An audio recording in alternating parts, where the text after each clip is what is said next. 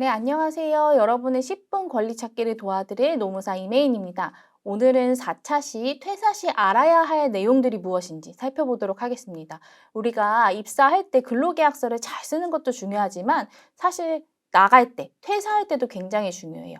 왜냐하면 퇴사할 때 여러분들이 퇴직금도 받을 수 있고 그리고 퇴사하게 되면서 그동안 받지 못했던 임금들을 정산받을 수 있는 기회이기도 하거든요. 그래서 이 퇴사할 때도 여러분이 잘 퇴사하실 수 있도록 어떤 부분을 좀 챙기면 좋을지 설명드리도록 하겠습니다. 퇴사 시 체크리스트 첫 번째 임금입니다. 임금이 가장 중요한데 임금과 관련해서는 여러분이 이런 사항을 좀 확인을 하셨으면 좋겠어요. 첫 번째는 연차 수당이 제대로 정산이 되었는지 여부입니다. 우리가 시설도 그렇고 재가도 그렇고 연차 수당을 임금에 미리 포함해서 주는 경우가 있어요. 있는데 이 연차 수당을 포함해서 임금에 지급을 할 때 가장 중요한 거는 이 임금에 몇 시간 또는 며칠분의 연차를 포함해서 주느냐 거거든요. 이 연차는 근로자가 이제 한 기관에 소속돼서 계속 근무를 하게 되면 일수가 증가하는 부분이 있기 때문에 근로자의 연차가 증가하면 포함되어 있는 연차 수당도 같이 이제 올라가야 돼요. 그런데 내가 만약에 어떤 센터에서 한 3, 4년 동안 3, 4년 또는 이제 5, 6년 이렇게 길게 일했는데 계속 연차 수당이 똑같아요. 아니면 금액은 올랐는데 별로 차이가 없는 것 같아요. 이럴 때는 내 연차가 내 임금에 포함된 연차 일수가 내 근무 기간에 비례해서 적정하게 지급되고 있는지 이런 거를 확인해야 됩니다. 그 연차가 이제 계산하는 방법이나 발생 기준이 조금 어렵기 때문에 이해하시기 좀 어렵겠지만 그래도 간단하게 설명을 드리면 내가 1년 미만일 때는 여러분이 1년 미만이면 11개월이잖아요. 이제 우리가 이제 그림을 그려보면 1년, 뭐 2년, 뭐 3년, 4년 뭐 이런 식으로 이렇게 근무 연수가 진행된다고 했을 때 1년 미만인 경우에는 11개월이잖아요. 그렇기 때문에 매월 요양보호 선생님들이 그 개근을 하게 되면 그 달에 개근을 하게 되면 그 다음 달부터 1일의 연차가 발생을 합니다. 그래서 11개월 동안 최대 11일의 연차가 발생할 수 있어요. 1년이 딱 됐다라고 하면은 15개, 2년 차에 15개, 3년 차에 16개, 4년 차에 16개.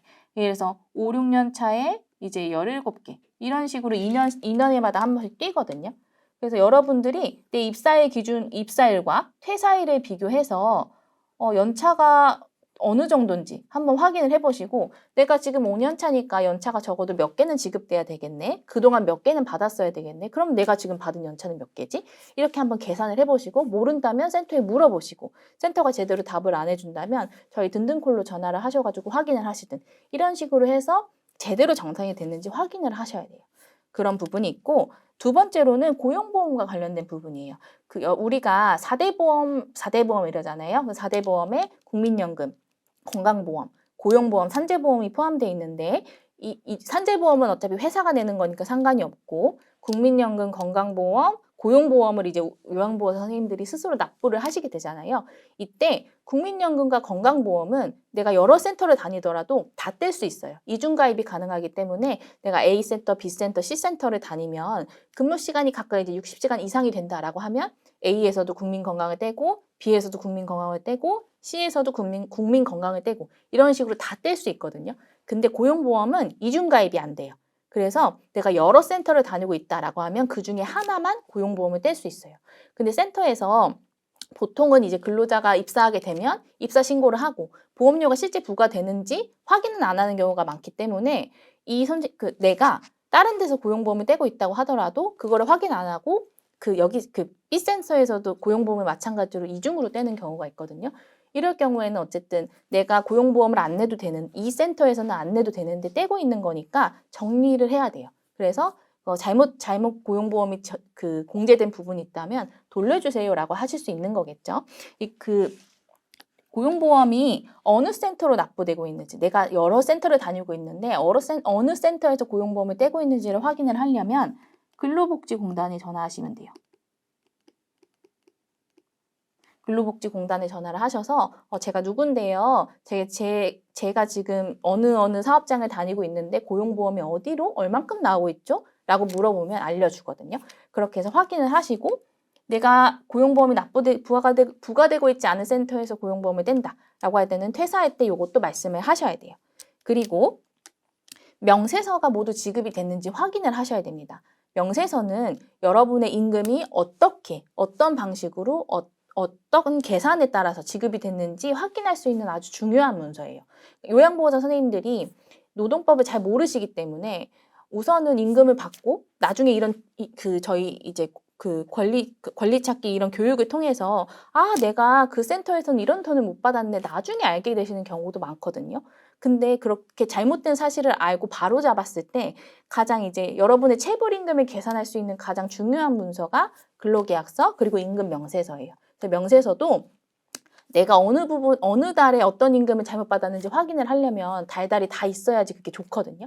그래서 임금명세 퇴사하기 전에 임금명세서 받은 걸 쫙 펼쳐보시고 없는 거를 확인하신 다음 없는 거는 사회복지사나 센터장님한테 달라고 하시면 좋을 것 같아요. 그래서 나중에 혹시 모를 이제 문제 발생하는 걸 대비하기 위해서 이런 준비도 하시면 좋을 것 같습니다.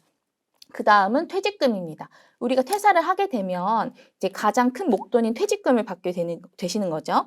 퇴직금은 이제 다른 회차에 이제 강의에서도 말씀을 드리겠지만 일주 15시간 이상 그리고 1년 이상 근무를 하게 됐을 때 받으시는 임금입니다.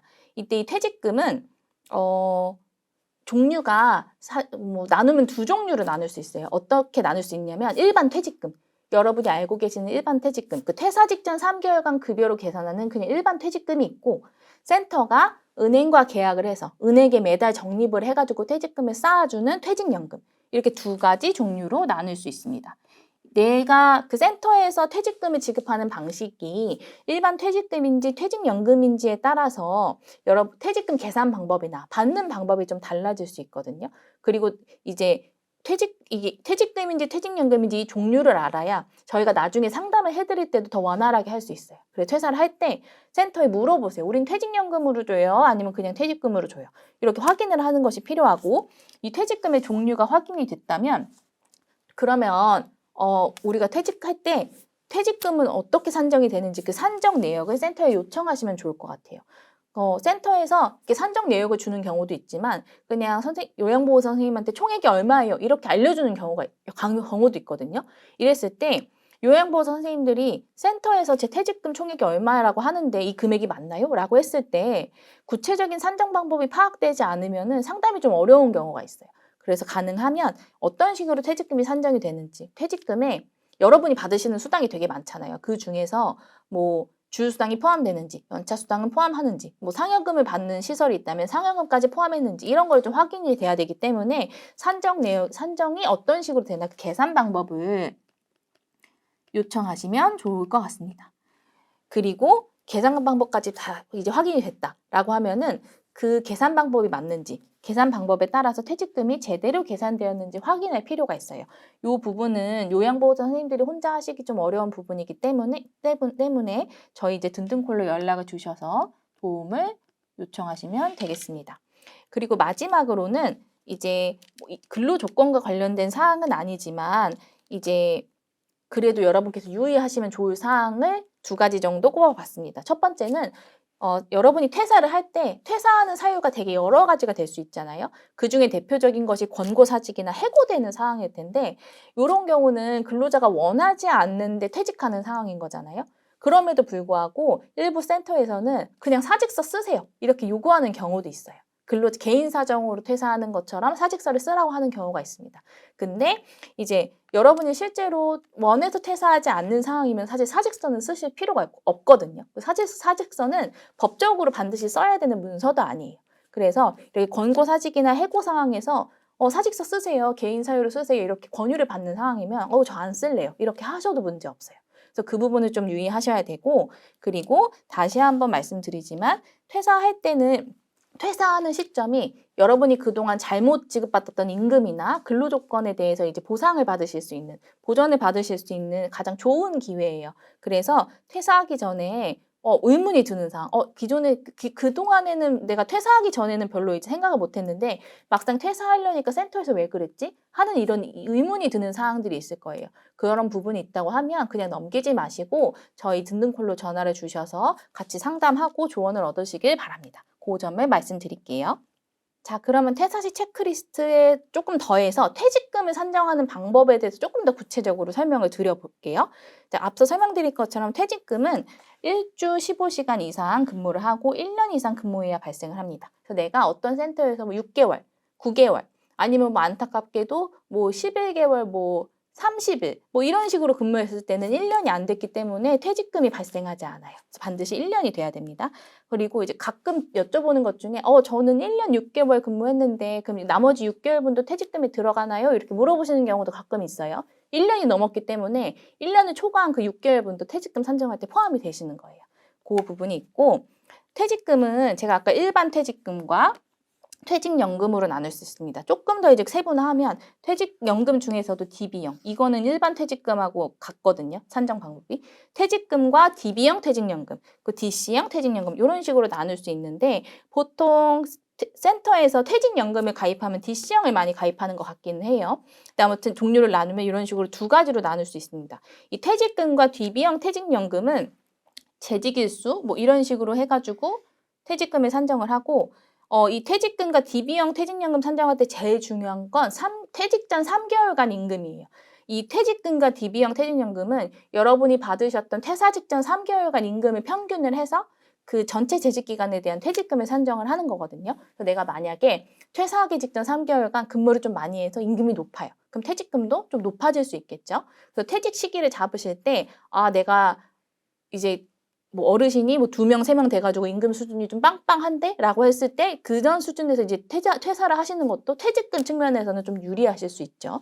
그런 게 있고 그 반대로 퇴사 직전 3개월 동안 근로시간이 확 줄어들게 되면 또 퇴직금이 작아지는 그런 문제가 있어요. 그런 문제가 있는데 우리 법에서는 근로자가 그렇게 겪을 수 있는 문제에 대해서도 이미 알고 있거든요. 그래서 법에서는 만약에 퇴사 직전 3개월간 임금이 확 줄어들어서 그 평균치 임금이 줄어들게 되더라도 너무 퇴직금 적게 주지 말아라. 만약에 그렇게 평균 임금이 퇴사 직전 3개월간 임금이 작게 되는 경우에는 근로자의 하루 그냥 임금, 여러분 시급이 있으시잖아요. 시급 기준 일당. 그러니까 뭐 여러분이 시급이 9,860원이고 하루 근무 시간이 3시간이면 9,860원 곱하기 3시간. 이게 이제 내 하루 임금이거든요. 그 하루 임금을 기준으로 퇴직금을 계산을 해라 라고 하고 있어요. 그래서 그걸 이제 조금 더 어려운 말로 통상임금이라고 하는데 여러분의 통상임금이 평균임금보다 더 큰 경우에는 통상임금으로 임금을 계산을 해야 돼요. 그래서 내가 우리 센터에서 퇴직금 또는 DB형 퇴직연금으로 퇴직금을 주고 있는데 마침 내가 퇴사할 때 근무 시간이 엄청 줄어들었네 라고 해도 너무 걱정하실 필요는 없어요. 그런 상황에서 퇴사를 하셨을 때에는 꼭 퇴직금 산정 내역을 지참을 하셔가지고 저희 센터로 상담을 와주세요. 그 DC형 퇴직연금은 계산 방법이 상당히 이제 간소합니다. 그냥 여러분이 받으시는 연간 임금 총액의 12분의 1만큼, 그러니까 매달 받으시는 세전급여의 12분의 1에 해당하는 금액을 모두 더해서 그 총액을 퇴직금으로 받으시는 거예요. 그러니까 계산 방법이 쉽죠. 그래서 DC형 퇴직연금을 받으시는 분들은 여러분이 그 재직 기간 동안 받으셨던 명세서를 쫙 피시고 뭐 예를 들어 1월에 뭐 50만 원, 그럼 50만 원 나누기 12 이런 식으로 다 해가지고 더해 보시는 거예요. 그 금액과 은행에서 지급하는 그 DC형 퇴직연금 적립금이 일치하는지 그렇게 확인을 하시면 됩니다. 이거는 계산 방법이 복잡하지 않기 때문에 혼자서도 하실 수 있을 것 같아요. 이런 식으로 퇴직금이 산정이 되고 이 퇴직금은 언제 지급이 돼야 되냐. 원래는 퇴사하고 14일 이내, 퇴직일로부터 14일 이내에 지급이 되어야 합니다. 이게 원칙이고 만약에 이 시기보다 더 늦게 주려면 근로자의 동의를 받아야 돼요. 그래서 이제 원칙으로는 14일 이내 지급되어야 한다라는 점을 잘 알아두시기 바랍니다. 자, 이렇게 여러분이 4차 시 퇴사 시 알아야 할 내용에 대해서 살펴보았습니다. 자, 가장 기본적인 사항에 대해서 살펴보았는데 이 외에도 더 궁금하신 사항이 있으실 것 같아요. 또 퇴직금이 아니더라도 그 밖에 업무 고충이나 권익 지원, 성희롱, 그리고 심리 상담과 같은 지원이 필요하신 부분도 있을 텐데요. 이런 부분이 있으시다면 장기 요양 요원, 고충 종합 상담 등등 콜로 연락 주시기 바랍니다. 감사합니다.